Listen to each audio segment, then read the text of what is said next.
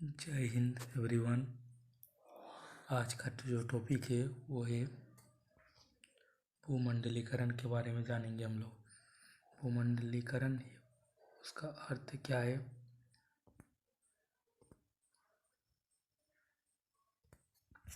भूमंडली का अर्थ परिभाषा, जो कि एक बीएड का टॉपिक है, उसके बारे में हम लोग जानेंगे। ठीक है, देखिए भारत जो हम लोग का देश है ये कृषि प्रधान देश है। इसमें कृषि में चावल, गेहूँ,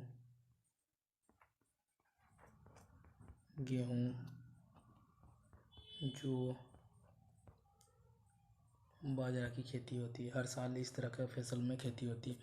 मान लीजिए इस बार मौसम बहुत अच्छा रहा और चावल खेती बहुत अच्छा हुआ है। गेहूँ और जौ की खेती बिल्कुल नहीं हुआ है, बिल्कुल ना के बराबर हुआ है इस खेती में। तो इस साल हम लोग सिर्फ चावल ही खाएंगे? हाँ, खा भी सकते हैं, लेकिन कोई दिक्कत नहीं। यदि मान लीजिए हम लोग चावल का प्रोडक्शन बहुत ज़्यादा हुआ है और हम अपना पेट भी भर सकते हैं, और वही चावल को किसी दूसरा देश, मान लीजिए नेपाल, बांग्लादेश, श्रीलंका, तो मान लीजिए कि चावल का खेती अच्छा हुआ है इस बार, गेहूँ और जो बाजरा की खेती उतना अच्छा नहीं हुआ है, तो इस साल हम लोग चावल की जो जितना प्रोडक्शन बहुत ज़्यादा हो तो उसमें से कुछ चावल हम लोग रखेंगे अपने देश में, और कुछ चावल को जो मान लीजिए नेपाल, भूटान, श्रीलंका और पाकिस्तान, अफगानिस्तान, म्यांमार, कोई भी देश में उस चावल का थोड़ा सा बेच के उसके परिवर्तन में कुछ चीज़, मान लीजिए गेहूँ ले आएंगे या जो बाजरा, कोई भी चीज़ को ले आएंगे। तो क्या हुआ, ये जो देश हुआ, इस देश से इस देश का जो रिलेशन हुआ, संबंध अच्छा बना, इस देश से इस देश का संबंध भी अच्छा बना।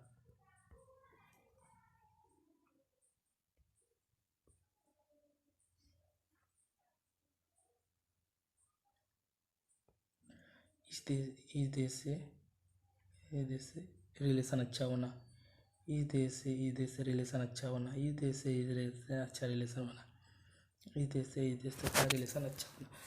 तो किसी इकोनॉमिकल कंडीशन में या टेक्नोलॉजी, मान लीजिए हम लोग का देश का टेक्नोलॉजी बहुत बेहतर है, किसी दूसरे देश से शेयर करते हैं, तो कोई ना कोई एक माध्यम हो रहा है, एक देश दूसरे देश के साथ जुड़ रहा है। एक देश अपने भौगोलिक सीमा को पार करके, मतलब बॉर्डर शेयर मतलब नहीं करके, अपने इच्छा आवश्यकताओं की पूर्ति के लिए, या एक देश दूसरे देश को एक होना किसी भी आधार पर, चाहे टेक्नोलॉजी के आधार पर हो या इकोनॉमिकल आधार पर हो, कोई किसी कल्चर के आधार पर एक होना ही वैश्वीकरण कहलाता है, भूमंडलीकरण भी कहलाता है। देखेंगे ये वाला, जैसे देखिए एक यहाँ पे एक महाद्वीप है, यहाँ पे एक महाद्वीप है, इसमें महाद्वीपों में बहुत सारे देश है, इसमें भी बहुत सारे देश है, इसमें भी। तो एक देश दूसरे देश के तरह किसी भी जो जुड़ने का जो तरीका है, ये देश दूसरे देश के साथ कुछ अच्छा तरह से जुड़ रहा है, कि चाहे टेक्नोलॉजी हो या इकोनॉमिकल कंडीशन हो, या इधर उधर कोई भी एक चीज़ के साथ जुड़ना ही वैश्वीकरण कहलाता है या भूमंडलीकरण का कहलाता है। वैश्वीकरण को वैश्वीकरण को वैश्वीकरण को करण को भूमंडल भी कहते हैं, भूमंडलीकरण भी कहते हैं। ठीक है, समझ में आ गया। उसके बाद देखते हैं ये वाला, अब आ गया इसको, ये बीएड का जो पूरा टॉपिक है ये, इसके बारे में हम लोग जानेंगे। वैश्वीकरण क्या है उसके बारे में हम लोग जानेंगे, और उसका कुछ परिभाषा, कुछ ये जो फिलोसोफर है, दो फिलोसोफर का नाम ले, दोनों ही काफ़ी है।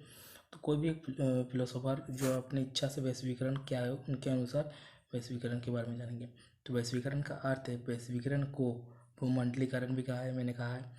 और वैश्वीकरण से हमारा तात्पर्य संकीर्ण राष्ट्रवाद के घेरे से निकलकर संपूर्ण विश्व को या भूमंडल को एक समझना है। मतलब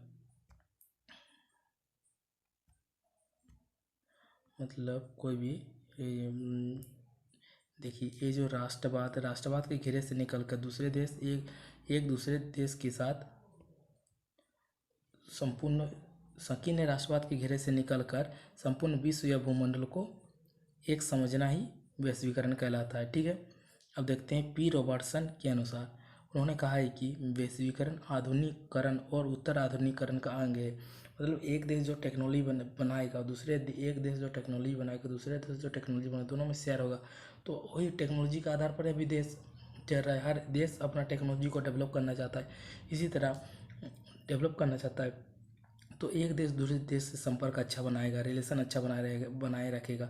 तो इसीलिए ये जो आधुनिक युग है और उत्तर आधुनिक जो अभी जो युग चल रहा है आधुनिक युग है, और इसके बाद आने वाला जो युग है उसको उत्तर आधुनिक काल कहा जाता है। दोनों युग जो परिवर्तन का शील है उस वैश्वीकरण का ही बहुत बड़ा योगदान है, उन्होंने ये कहा है। चलिए ठीक है, उसके बाद देखते हैं वर्सन के अनुसार उन्होंने कहा संपूर्ण विश्व के आर्थिक, सामाजिक तथा राजनीतिक क्षेत्र में अंतर्निर्भर या आधुनिक संचार माध्यमों से विशिष्ट रूप से निकल कर समझना ही वैश्वीकरण कहलाता है। उन्होंने सिंपल सा कोई डेफिनेशन दे, उतना कुछ बताया नहीं उनके बारे में। उसके बाद देखते हैं वैश्वीकरण के संदर्भ में शिक्षा के उद्देश्य में परिवर्तन या बदलाव। उनके अनुसार जो वैश्वीकरण है, जो शिक्षा का जो उद्देश्य था प्राचीन काल से लेकर बौद्धिक काल से लेकर, उसके बाद प्राचीन काल में हम लोग, उसके बाद मुगल आए, मुगल अरब काल, उसके बाद अंग्रेज आए, अंग्रेजों के काल, उसके बाद जो वर्तमान युग है वो जो काल है उसमें जो वैश्वीकरण का जो शिक्षा में परिवर्तन हुआ उसके कारण के बारे में हम लोग जानेंगे। ठीक है,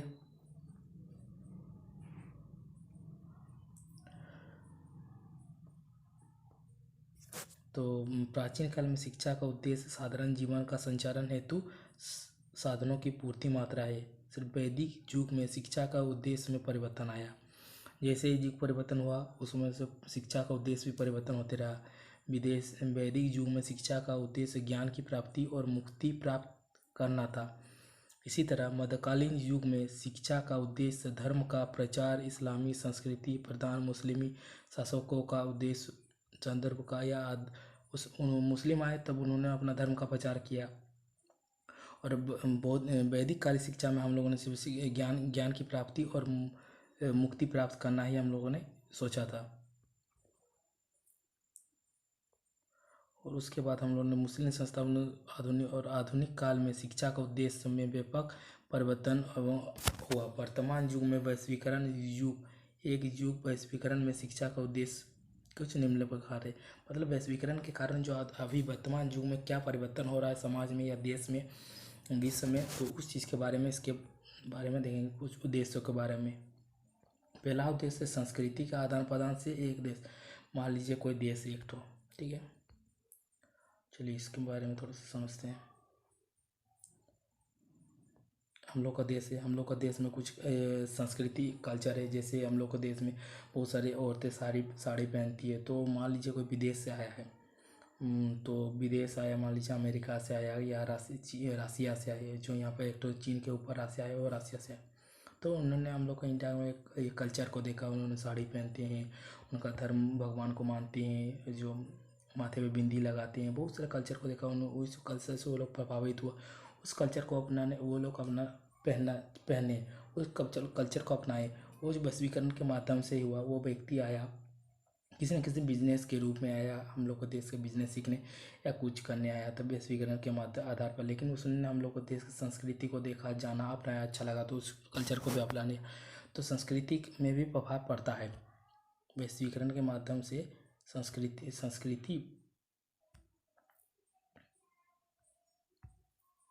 संस्कृति के आदान प्रदान वैश्वीकरण के माध्यम से होता है। वैश्वीकरण का एक प्रमुख उद्देश्य संस्कृति का आदान प्रदान, जो एक देश दूसरे देश से संपर्क में आते हैं तो एक दूसरे के संस्कृति को जानने और दिलचस्पी दिखाते हैं। दोनों एक दूसरे के संस्कृति से कुछ ना कुछ सीखते हैं, जो मैंने बताया वही है। और जाने आगे अपने देश इसका प्रयोग करते रहते हैं। इसका सबसे व्यापक उदाहरण भारत को देखने को मिलता है। पश्चिमी विचारों का पाश्चात्य को खुद बदलता है। जैसे हम लोग जब विदेश जाते हैं, मान लीजिए इंग्लैंड जाते हैं, इंग्लैंड का जो वेशभूषा, अभी जो हम लोग कल्चर में वेशभूषा होता है वो अंग्रेज के ही देने हुई, जो अंग्रेज के, इसीलिए हम लोग उस कल्चर को हम लोग अपना रहे, पाश्चात्य संस्कृति को हम लोग अभी अपना रहे। इस संस्कृति का आदान प्रदान हुआ उन लोगों ने ईस्ट इंडिया कंपनी का, जैसे हम लोग को देश में बनाया था, उसे तो वैश्वीकरण के माध्यम से ही हुआ है। और उसके बाद आगे वैश्वीकरण के बढ़ावा देने के लिए क्रियात्मक और रचनात्मक प्रभाव। शिक्षा का उद्देश्य में वैश्वीकरण को बढ़ावा देना है। वर्तमान में सभी देश को लक्ष्य मानकर आगे बढ़ रहे हैं। सभी देश वैश्वीकरण को आगे बढ़ रहे हैं। वैश्वीकरण में उन्हें इसके हित नज़र आते हैं। इसी उद्देश्य से गूगल, फेसबुक, व्हाट्सएप, ईमेल आदि आविष्कार किया है, जिसके वैश्वीकरण में इसका आसान बना देती है। भविष्य व वैश्वीकरण में बदलाव देखने के लिए कुछ न कुछ रचनात्मक आविष्कार होंगे। जैसे कि देखिए जैसे कि बताया गया गूगल, फेसबुक, व्हाट्सएप, एक देश दूसरे देश से अच्छा कनेक्ट या संबंध है टेक्नोलॉजी का आधार है, इसीलिए हम लोग गूगल, फेसबुक, व्हाट्सएप चला पा रहे हैं। यदि मान लीजिए हम लोग को देश किसी देश से अच्छा संबंध या वैश्वीकरण का नहीं मानता, तो संपर्क में नहीं आता, तो आज हम लोग गूगल, फेसबुक, व्हाट्सएप नहीं चलाते। जैसे चीन दूसरे देश का उतना टेक्नोलॉजी यूज नहीं करता, वो लोग अपना देश का टेक्नोलॉजी यूज करता है, इसीलिए उस देश का जो जानकारी है उतना हम लोग को नहीं मिल पाता। और उसके बाद देखेंगे उसका कुछ समाज के व्यक्ति के लिए उदारता एवं सतर्कता। वैश्वीकरण के फलस्वरूप सूचना एवं विचारों का आदान प्रदान एक देश दूसरे देश की बड़ी तेजी से सहज रूप से होता है। इससे लोकतांत्रिक विचार एवं मानसिकता जैसे मुद्दों तेजी से फैलते रहते हैं। जहाँ कहीं भी मनुष्य के स्वतंत्रता का हीन होना वही क्रांति एवं आंदोलन को छीन जाता है। इसी फायदा उठाकर सरकार किसी भी व्यक्ति को मौलिक अधिकार का हनन करने में सक्षम नहीं होते। जैसे टेक्नोलॉजी के आधार पर हम लोग एक देश दूसरे देश के बारे में जानते हैं, टेक्नोलॉजी के आधार पर हम लोग जान पाते हैं, देश की समस्या के बारे में जानते हैं। हर इंसान को अपने स्वतंत्रता के बारे में जीने की स्वतंत्रता है। और वैज्ञानिक एवं तकनीकी शिक्षा का बढ़ावा देना, जैसे हम लोग एक वैश्वीकरण को जैसे हम लोग कुछ जानते हैं तो उस चीज़ को बनाने के लिए हमारे अंदर प्रेरणा उत्पन्न होती है, तो उस चीज़ से वो क्या वैश्वीकरण के माध्यम से हुआ है, वैसे कहा गया है। इसमें कोई ये राय नहीं है कि वैश्वीकरण के कारण सभी देश विज्ञान एवं तकनीक द्वारा अपने विकसित करने एवं प्राय करने के लिए विकसित देश सभी देश दूसरे के आर्थिक एवं सैन्य क्षेत्र में दे रहे हैं। तभी नवीन वैज्ञानिक तकनीकी एवं आविष्कार पर जोर दे रहे हैं। रोजगार उपलब्ध कराने के लिए छात्रों को तकनीकी छात्र एवं परिचित कराया जा रहा है। टेक्नोलॉजी का जानकारी हम लोग को मिल रहा है, उसी टेक्नोलॉजी के आधार हम लोग कुछ ना कुछ नया क्रिएटिव कुछ आविष्कार बना सकते हैं, जो कि वैश्वीकरण के माध्यम से हो रहा है। हम भी कुछ नया बनाएंगे तो हम लोग को टेक्नोलॉजी हम किसी दूसरे देश को बेच सकते हैं, जो कि वैश्वीकरण के माध्यम से होगा।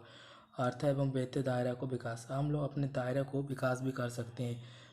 वैश्वीकरण एक सबसे बड़ा उद्देश्य आर्थिक दायरे को विकास करना। बड़े बड़े औद्योगिक कंपनी व्यापार के दूसरे देश के फैलाना चाहते हैं, ज़्यादा से ज़्यादा लोगों को व्यापार करने में देते हैं और आर्थिक दायरे में वृद्धि होता है। एक देश दूसरे देश का जाकर कंपनी खोलती है, कंपनी खोलने से क्या इस देश के एरिया में उस देश के आदमी जहाँ पर एरिया में कंपनी खुलेगा उस एरिया को कोई ना कोई आदमी का होगा, उससे आदमी को मुनाफा होगा और वहाँ के लेबरों को भी काम मिलेगा। उस जो एरिया को काम मिलेगा उस देश का अर्थव्यवस्था भी अच्छा होगा और दूसरे देश का आदमी जो वहाँ जाकर कंपनी में उसको भी मुनाफा मिलेगा, वो जो वैश्वीकरण के माध्यम से ही हो पा रहा है।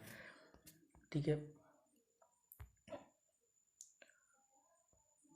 अब आ रहा है समाज में समान रूप से विकसित। एक देश एक कंपनी, यहाँ पे जो वैश्वीकरण बाहर से आकर इस कंपनी को उद्घाटन किया है, मान लीजिए कंपनी चला रहा है, तो यहाँ पे कोई लेबर चाहिए, तो लेबर के लिए हम लोग इसी देश का जनता यहाँ पे लेबर का काम करेगा, तो उसमें भी उसका अर्थव्यवस्था आर्थिक स्थिति उसे भी पैसा मिलेगा,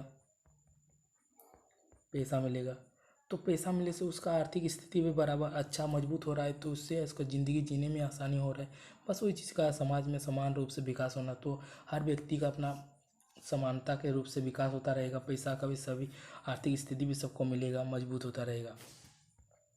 ठीक है, तो बस यही था। उसके बाद इसके जय हिंद, मिलते हैं नेक्स्ट वीडियो में। यदि आपको वीडियो अच्छा लगा तो कमेंट कीजिएगा, कोई दिक्कत है तो वैसे बोलिएगा। धन्यवाद।